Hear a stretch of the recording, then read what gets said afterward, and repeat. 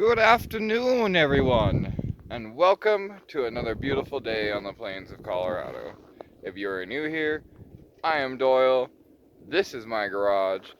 I hope to earn your subscription today. And today is the last day of my vacation. Now, I'm not doing anything today except for catching up on stuff that I didn't get done. So, I figured I'd walk you guys around and give you some updates and show you some new stuff that you haven't seen yet. The first thing I'm going to do is I'm going to walk out here and check on my chickens, ducks, and turkeys. And I don't know where I left you guys last, but I picked up more birds. Alright, so we're going to go check out the birds.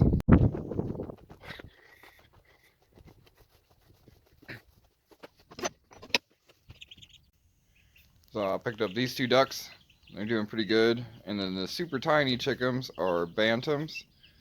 This guy that's poking his head out right there, that's a turkey. And then the black ones are chickens. That black one actually jumped over from the other side. So he needs to go back with his friends. Oh, you gonna bite me, bro?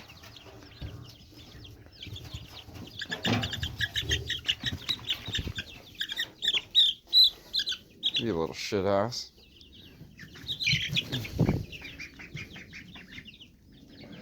And there's the ducks that I was cuddling with once upon a time, like 3 weeks ago before they got gigantic. So we've got 4 ducks, 10 chickens, and 2 white turkeys. And I'm almost out of food, so I need to make a run to the Tractor Supply. But I come clean their water like 3 times a day and make sure that they're good, and they still manage to destroy their water like that within no time. So I got cleaned out. This has been a daily chore, but I'm enjoying it. Look how tall he is. Ridiculous. Alright, let's go back outside and check other things. Although their water is ugly, they do have water. I'm pretty sure I'm gonna find one of you running around in here at some point, you little turds.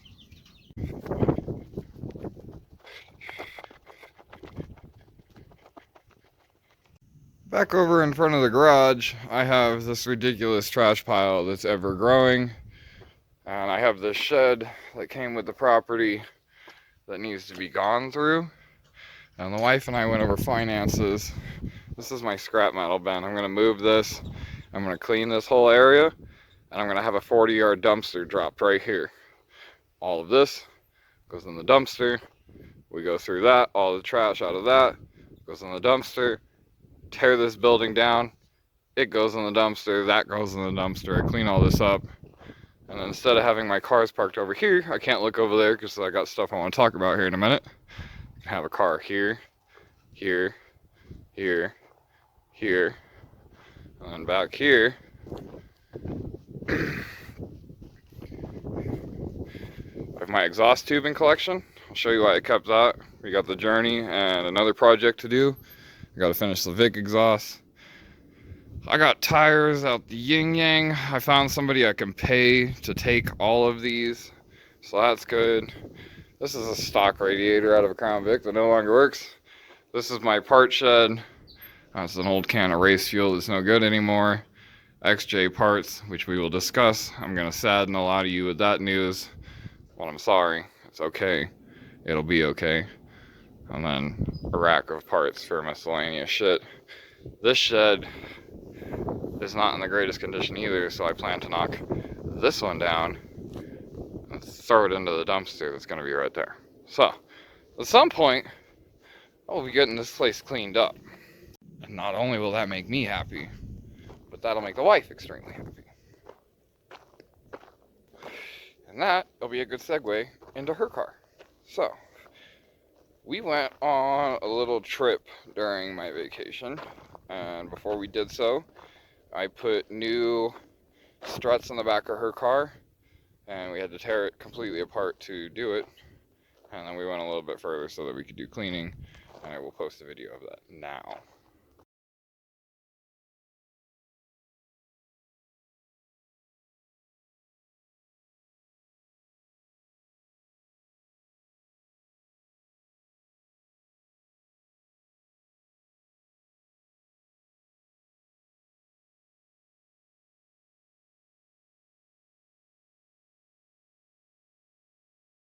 And then on top of that, I also put Raybestos brakes in the front of it,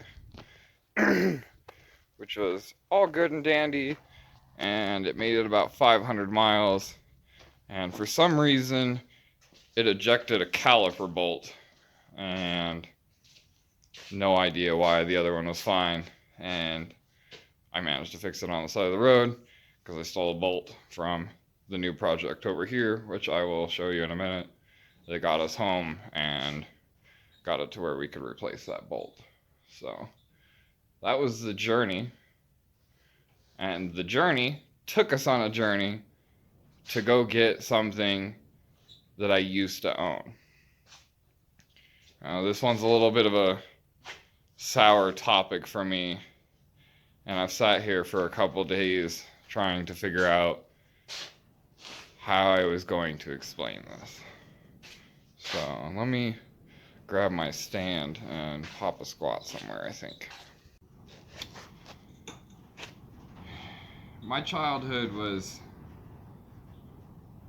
well, let's just go ahead and skip my childhood. Let's move on to the fact that at some point or another I turned into an adult and I started making my own choices that were very questionable. I was very lazy, and I was a drug addict, and I like to drink a lot. And I've been given a lot of nice things in my life and turned around and sold them for drugs. And it's led it to where people that I want things from that mean a lot to me haven't given me the opportunity to have them in fear of what I would do with them. And it's a completely rational fear that I understand, and I've been working most of my life to better myself. And up until about 3 years ago, I was failing at that goal. And if we're being completely honest, and I appreciate every one of your guys' views, and I appreciate every one of your comments, and some of you are family to me, even though we're not blood related, and you know who you are. I used women for their ability to get money, to get drugs, and a place to stay. And I was not a good spouse, or a good partner, or a very good friend, or a very good person at all, to be honest with you. And I went to jail over some questionable things. And when I went to jail, I owned a vehicle that meant an absolute shit ton to me. It was a vehicle that I had built with my brother, and that I had been around forever, that Colorado, Utah, Arizona, Wyoming, just with me in it, and it's been in 10 other states. I'll pop up a map here in a minute. But losing it killed me, because it meant so much to me. And over the last 3 years, it has exchanged hands a couple times, and it ended up in somebody's hands that it really shouldn't have. And it's been absolutely hammered and destroyed, and it breaks my heart. But I have reacquired it, and that's what we went and got. So I'm going to pop up a video showing what it looked like in Evan and my ownership, and then we'll go outside and take a look at what it looks like now. And I'm going to forewarn you guys now, she is not pretty. And it is not your common everyday vehicle, and it's not something that most people would look at and be like, yeah, that's something I want. It was very popular back in the day, but it was just because it was different and it looked like a life-size Hot Wheel. And my brother's got a very big personality that went with a van, and not even I can match it. And that will forever ring true. But the intention is to restore it back to completely how we had it and have it looking beautiful again. So check out this video, and I'll catch up with you guys in a few.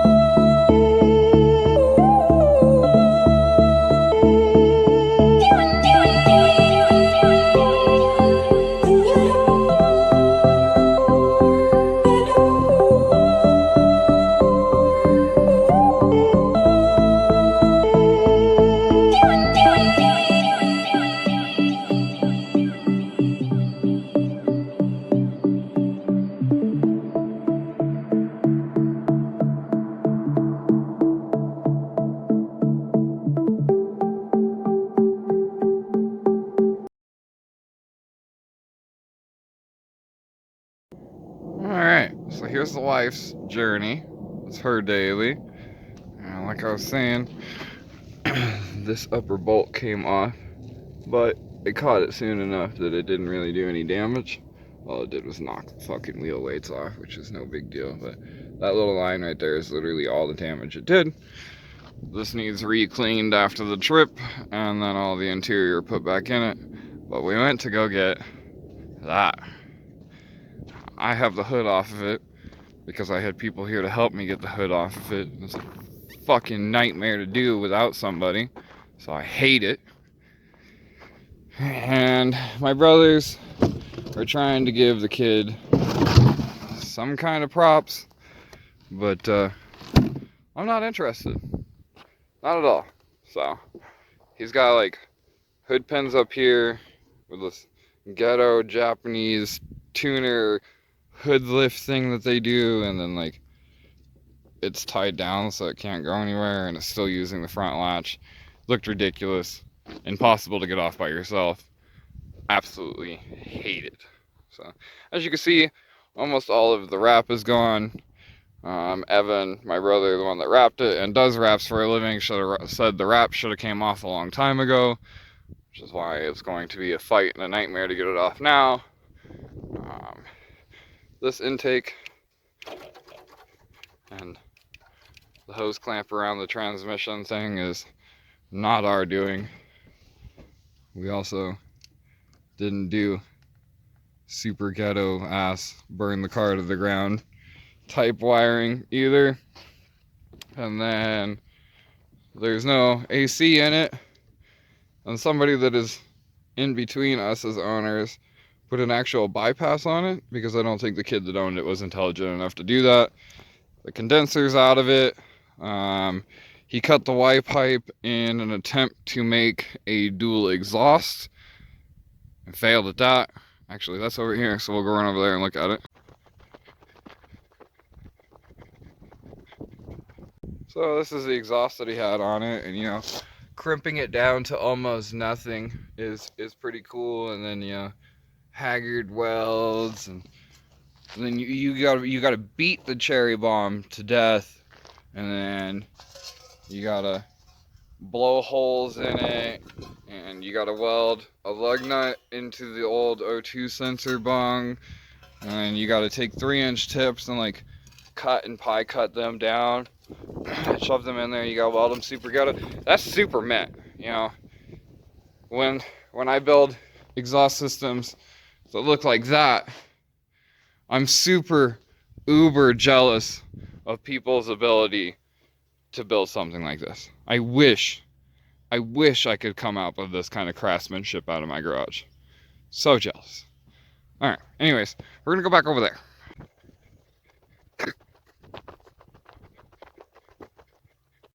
Alright, so other than him annihilating the hood and putting these obnoxious bumper tie things on the outside of it, it used to be a almost 100% stock 2005 Kia Sedona on the outside. These were added by Evan and I, or Evan did that, so those look good and those are acceptable. Those can stay. Let's see here. Oh yeah, they blew this out. Somebody had a little too much Taco Bell while I was sitting at the fucking pawn shop. I hate when that happens. I mean, a little late drunk night spray painting, been there, done that. But that's the outside, and the roof is going to be an uber nightmare. I can't see what you guys are seeing, but that's what that looks like. The spoiler was 100% Evan and I, and the way it works, I don't know if he intended it this way, but it works good this way. It says "In God We Trust" when you flip it up. So inside, it is hammered carpet wise. A lot of this was either this way or was going to end up this way.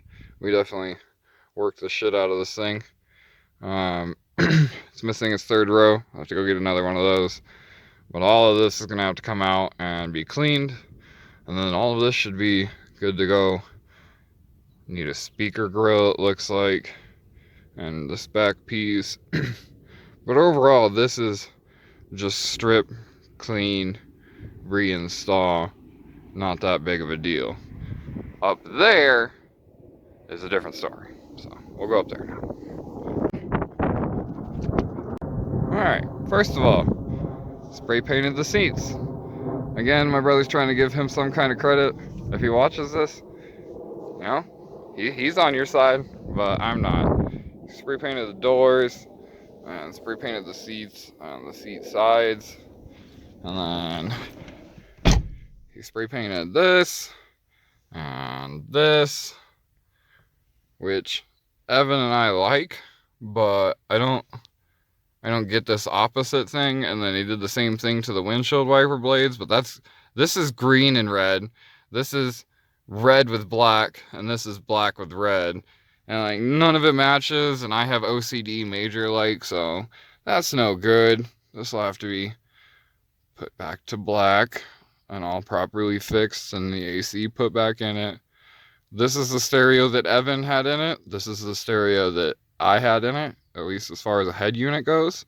So I intend for this to stay, and this is going to get a ridiculous sound system at some point. Evan put white gauges in it, white face gauges in it. I couldn't tell you how he did that. I wasn't around for that one. And then he's got LED bulbs in it, and only this side works. So this side needs to be replaced or fixed in some kind of manner. Other than that, functionality wise, seems to work. Oh, yep, that door panel's black too. But this seat's, I guess it's misted. It's black. There's one motor mount. I'm gonna get another motor mount. The suspension is lack thereof, pretty much. He cut way too much out of it, so it's pretty much sitting on pump stops. And there's a whole lot of, no suspension at all. And because of that, driving home, we blew up a tire with this one. Going up Vale Pass, I watched it in the rear view mirror. I hit one bump, the first one, and I was like, oh, that's uncomfortable. And then the second one I hit, I knew what was going to happen. I looked up in the rear view mirror, and it sucked her right into the hole and killed it on this side. And then killed it on a couple places, like right there, on that side. So killed that, and that's why it's got the weird foot. Changed it on the side of the road, and we got it here. My brother got here. We took the hood off of it because I'm going to put it back to the stock configuration, and the hood is over here. And our thought behind that is to turn that into a sled to pull it behind something. Probably stick mud tires on that thing and yank that behind it in the snow, but we'll see about that. So my hood for the Vic. This is very high on the priority list because I'm tired of the dog bowl and the cinder block, but we'll get to this one in a second too. So not only did this come home, but I used this as a tow vehicle to bring my other vehicle home. Now my other vehicle, I have zero expertise about, I have zero knowledge about, I have zero capability with, but I'm going to learn. And it's because I've wanted it for a very, very long time. And again, like I said earlier, in the positions that I've put myself in life, I haven't been granted the ability to have nice things. And my father has got to the point where he trusts me enough and he's happy enough with me and what I'm doing in my life and my ventures, and he can see that I'm happy in my relationship, that he told me that he would give me the motorcycle I've been asking about since the dawn of time. So this is it. The Journey interior that needs to go back in. And this is a motorcycle that my dad built while I was in high school and coming out of high school. It used to be a Suzuki 350 Enduro, and he turned it into this bobber, and it's been sitting for a while, and he finally just said that I could have it. So we stuffed it in the back of the van, and we brought it up too. Um, the seat is also of super importance to me because it was made by my dad's best friend and also another huge part of my childhood. If you ever see this, George, I appreciate everything you did for us growing up, man. Um, my dad told me that it wasn't going to be running. I told him that was fine.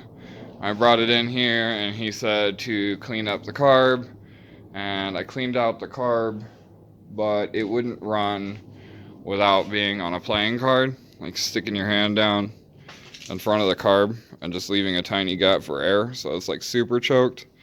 And he told me that's because I didn't clean the carb good enough, which is perfectly reasonable. But because of that, I flooded it, and when it flooded, it got this CDI box wet, which is mounted something like this. So you can see fuel coming out of the carburetor going onto this. Not good. So I got another one of these coming. My dad said that this was just a generic Japanese one and that I could find something better. And I'm hoping that I did. But I only paid $30 for it. So yeah, I lost spark and was testing it and stuff, and I lost it completely. This is the CDI box. If anybody comments and they know stuff about motorcycles, I'm open for an education because I don't know anything. And then there was no pegs on it, and I asked him what he had been doing, and he's like, "Oh, I've been riding without pegs. That makes it more interesting." I'm not chill with that. I'm chill with making chaos. So I took that little paper stencil right there, on, and I made 2 of those plates.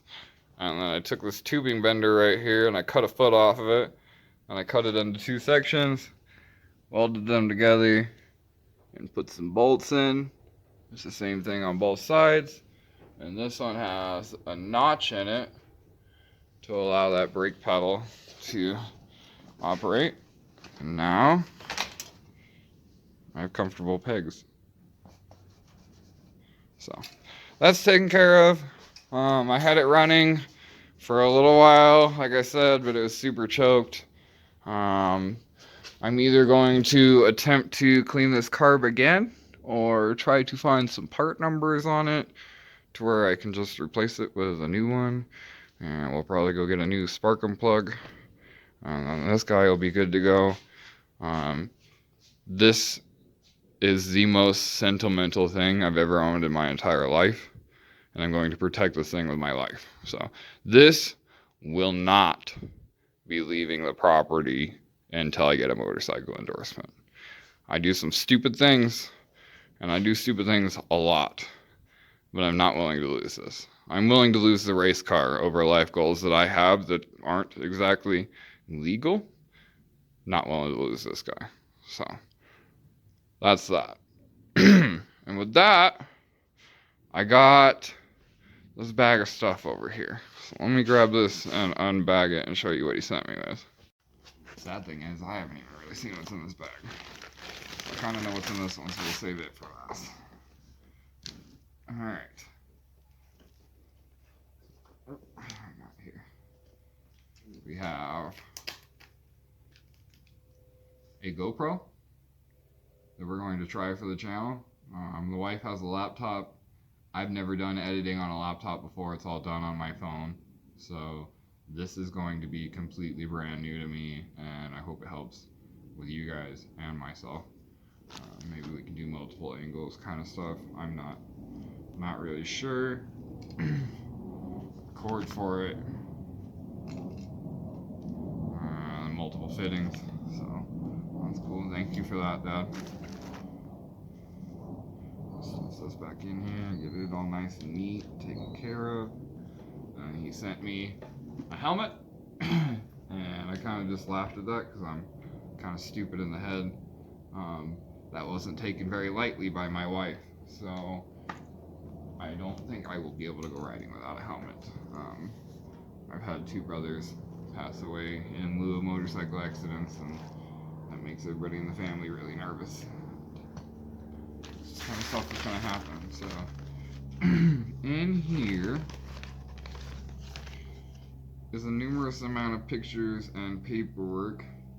Some of it you're not allowed to see, but most of it I can show you. Like this one is September 11th, 1993. And that's little tiny Doyle. Alright, and that's birth certificate and social security card. That's the one that you're not allowed to see. And then that's my mom and me at 3243 Downey Court, apartment number 4. Those are the greatest days of my childhood before everything got stupid.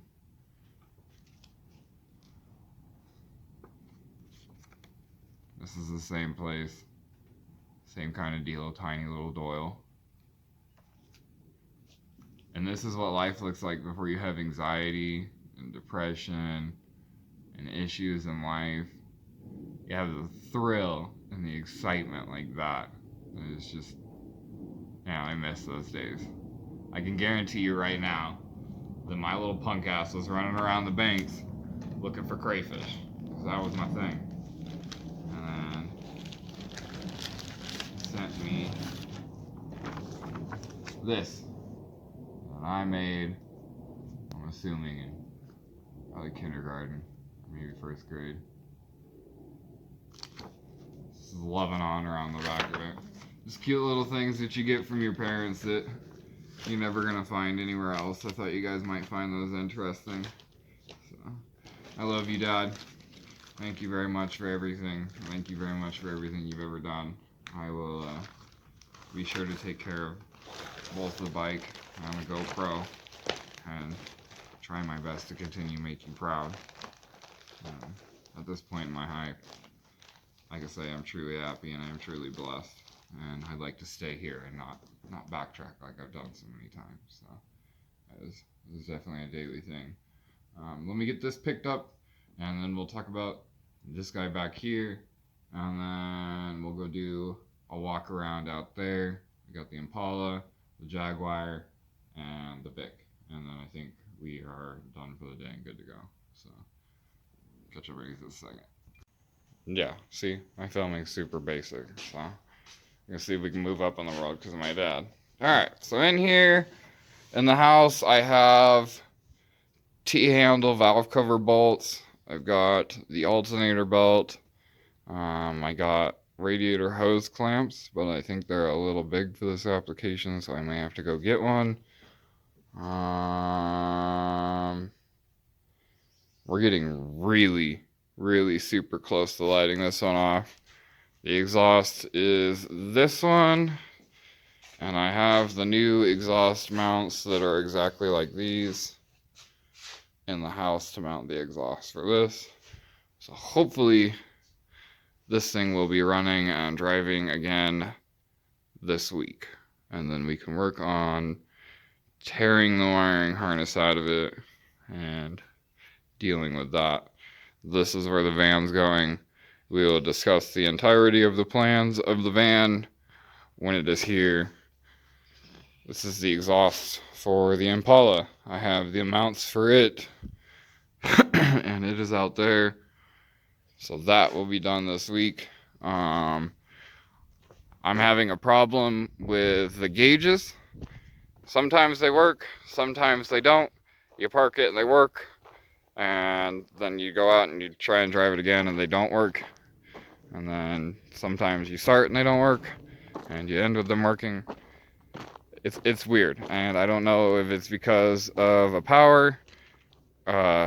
constant power source issue that's not a good connection, or a ground that's not a good connection, or the third issue that has been brought up lately to me is that gauge cluster may have a short in it just from being bounced around. Other than that, everything else works. Headlights, taillights, high beam, low beam, hazards, turn signals, running lights. It runs, it idles good. it runs way better with the exhaust on it.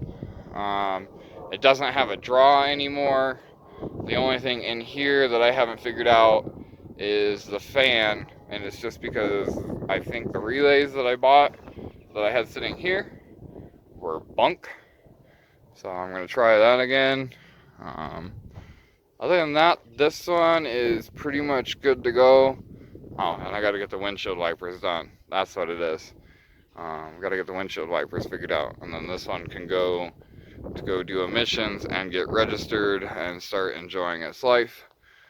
This one, I am so sorry, so sorry to anybody that had heartfelt for this project, because it is leaving, kinda. Now, I have huge sentimental attachment to this body, and I cannot bring myself to get rid of the body. But now that I have the motorcycle in there, and the Journey over there, and the van right there, and the Vic right there, like, I really don't have the time or money or energy to put into this, but I don't want to get rid of it.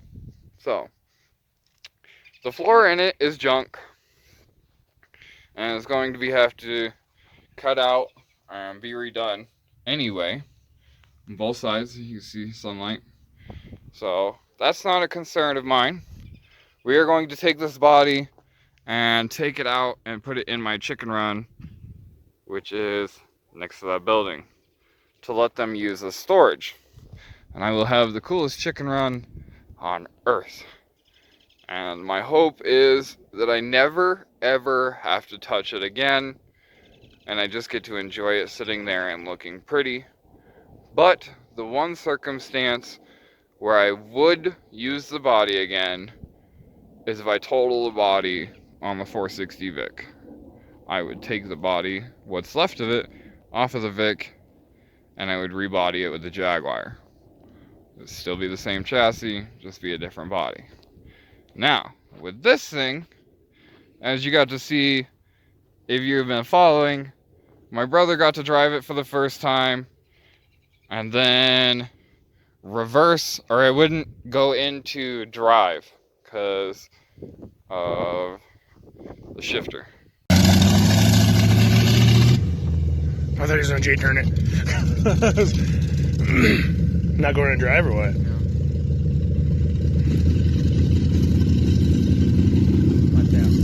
Yep. It's out of the Jaguar. Definitely not meant for a C6, and not really meant for anything other than the Jaguar. So that's why it doesn't work. I got it to engage. It still works fine. The transmission's fine. This thing runs so bloody rich, it's not even funny.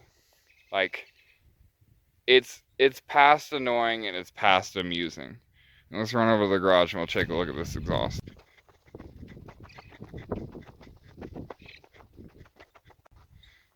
Alright, so this is my exhaust. It's fine, it's fine, it's fine, and then it's blue. Okay? That is not good. And even worse than that is what you can't see. So, when this was on the car and I had it running, and it didn't run for very long, it got the cats glowing red jetpack hot, and it was detonating down through the rest of it. And when it got really, really bad, it started detonating up here, and this is underneath my feet, and that's when I was done. Completely done. So, the options is I can go get another carb. I could rebuild this carb. I could sit here and jet it. I can do all these things, and I'm still gonna have a carb. And as much as I love carbs, clearly, I mean, look around, especially on this thing, I'm really tired of dealing with it, and I just want to drive this car. So I'm gonna pony up, and I'm gonna let it sit here for a little while, and I'm gonna spend some money.